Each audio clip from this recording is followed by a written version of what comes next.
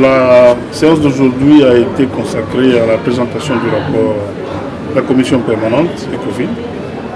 Nous avons commencé le travail depuis le début du mois et nous avons déposé, le mouvement passé d'usage, ont déposé le rapport déjà le 3 juin.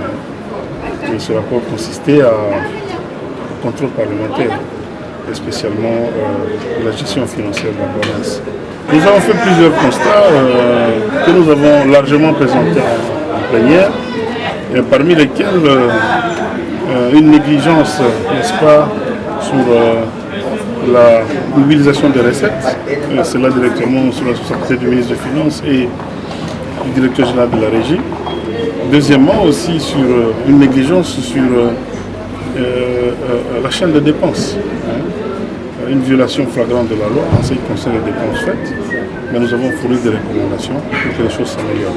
Il y en a plusieurs, vous avez, je crois, suivi, parmi lesquels la suspension immédiate du paiement des 177 790 dollars américains qui est versé dans le compte de EKMM chaque le 10 du mois, pendant que le contrat de EKMM est obsolète.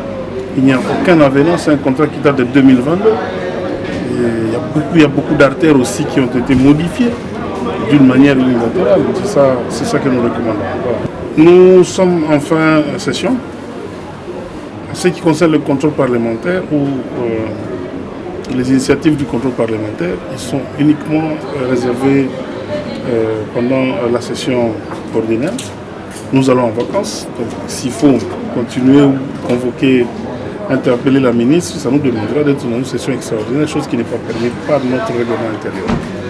Mais la prochaine session va nous réserver des surprises. Nous allons continuer à travailler pour répondre à la mission qui est la nôtre, celle de servir la population et de contrôler le gouvernement. Nous avons déjà déposé le rapport. C'est un constat fait, nous avons présenté en plénière.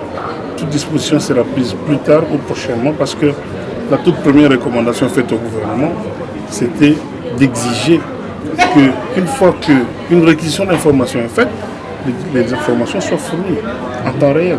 Ce n'est pas un problème. Nous comprenons la volonté manifeste de nous priver des informations. C'est là le grand problème. C'est là un grand problème de gestion. La gestion, c'est la transparence. La loi exige la sincérité entre les deux institutions, l'Assemblée provinciale et le gouvernement.